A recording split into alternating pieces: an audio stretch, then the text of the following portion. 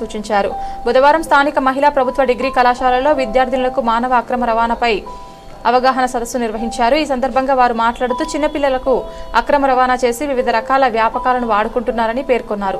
దీనివల్ల అనేక విధాలుగా సమాజానికి విఘాతం చోటు చేసుకుందని తెలిపారు. మాదక ద్రవ్యాల వినియోగం కూడా మానవ అక్రమ రవాణాకు ఒక కారణంగా చెప్పారు. పిల్లల ప్రవర్తనపై తల్లిదండ్రులు ఎప్పటికప్పుడు దృష్టి సారించాల్సిన అవసరం ఉందని సూచించారు. కార్యక్రమంలో లాయర్ రమాదేవి, ఏఎస్ఐ రమణ, కళాశాల విద్యార్థినులు పాల్గొన్నారు.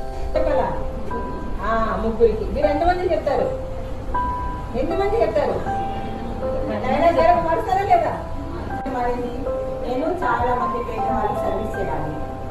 అది ఎన్ని కష్టాలు వచ్చినా, ఎన్ని అడ్డంకులు వచ్చినా, ఏ వచ్చినా పర్వాలేదు నిలబడాలి. నేను లక్ష్మి ఇప్పుడు ఏమవుతుంది, మీ ముందు వచ్చే మాట కదా.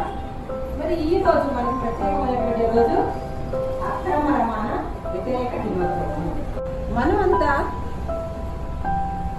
మహిళలుగా, అమ్మాయిలుగా మన ఇంటికి వెళ్ళేటప్పుడు తల్లిదండ్రులు బలవంతంగా కానీ ఇష్టంగా కానివ్వండి ఏదో ఒక ఆశ చూపించి, డబ్బు కానీ బంగారు కానీ ఏదైనా ఒక ఆశ చూపించి వాళ్ళని ఈ దేశం నుంచి కానీ, రాష్ట్రం నుంచి కానీ, గ్రామం నుంచి కానీ ఏదో చోటకి తరలించడం, దాన్ని అక్రమ రవాణా అనేసి అంటారు. మరి ఈ విధంగా అక్రమ రవాణా జరుగుతుంది. ఎవరు చేస్తున్నది? ఎలా తెలుస్తుంది? వీళ్ళని మనం తీసుకుపోవాలి, ఇలా వాళ్ళనే తీసుకుపోవాలి ఎలా తెలుస్తుంది? బయట వ్యక్తులకి ఎవరి ద్వారా తెలుస్తుంది?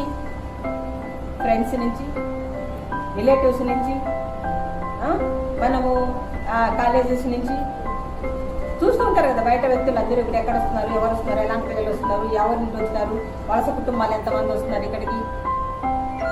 మళ్ళా ఈ పెళ్లిళ్ళ బ్రోకర్స్ ఉంటారు కదా, పెళ్లిళ్ళ బ్రోకర్ హౌసెస్ నడుపుతున్నటువంటి వాళ్ళు అంటే రకరకాలుగా వాళ్ళు ఏం చేస్తారంటే సమాచారం సేకరిస్తారు.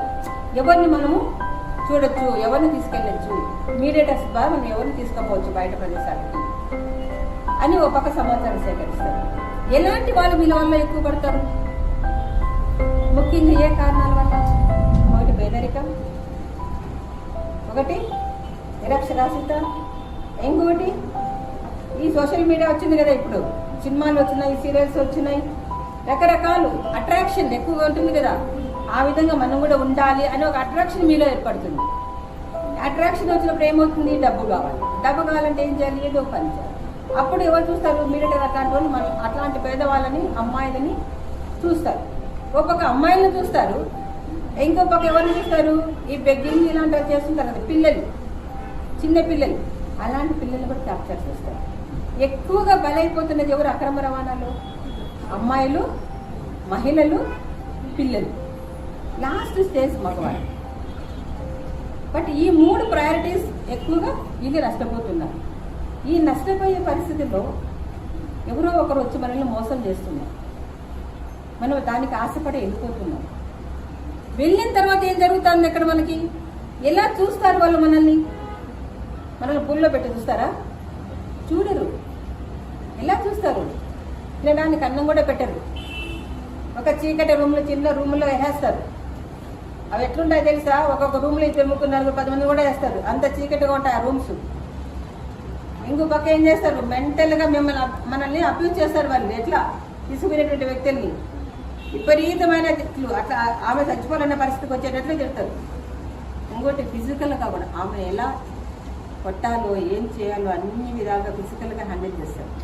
నేను ఇంతకు ముందే చెప్పాను, అమ్మాయిలే తొందరగా దేనికైనా కానీ మిమ్మల్ని ట్రాప్ చేయడానికి అవకాశం ఉంది అని. నేను ఈ మధ్య కూడా మన మదనపల్లి కూడా చూశాను కొన్ని న్యూస్ పేపర్లలో. ఈజీగా మనం బతకాలి అనుకున్నప్పుడు మాత్రం తప్పకుండా మనము పొట్టలో పడతాం. లేదు, మనం కష్టపడి నిజాయితీగా బతకాలి అన్నప్పుడు మాత్రమే మనం సేవ్ అవుతాం. కానీ అది కూడా చాలా కష్టమే. ఇప్పుడున్న సమాజంలో బతకాలి అంటే అది నీతి నిజాయితీగా బతకడం కష్టమే.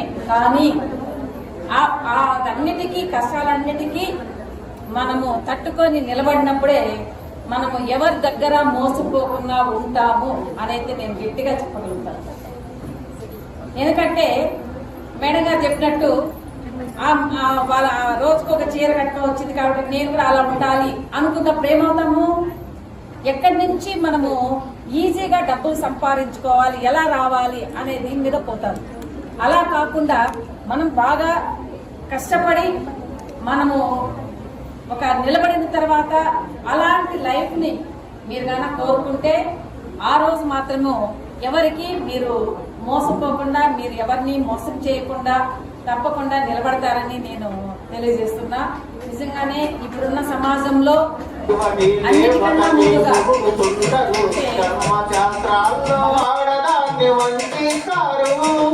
నాయువని దేవతని పొగుడుతుంటారు, ధర్మశాస్త్రాల్లో ఆడదాన్ని వర్తిస్తారు.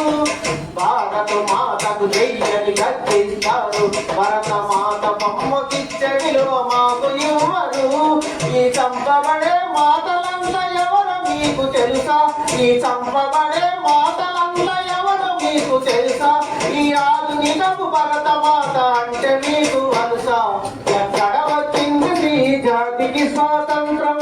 ఏ స్త్రీకి ఇచ్చింది స్వేచ్ఛ ఈ భారతదేశం? ఎక్కడ వచ్చింది ఈ జాతికి స్వాతంత్రం? ఏ స్త్రీకి ఇచ్చింది స్వేచ్ఛ ఈ భారతదేశం? న్యాయాన్ని కులము పేర తీర్పు చేస్తారు, రాజ్యాంగపు హక్కులను కాలరాస్తారు. న్యాయాన్ని కులము పేర తీర్పు చేస్తారు, రాజ్యాంగపు హక్కులను కాలరాస్తారు. నిర్భయ దిశ సమతా చట్ట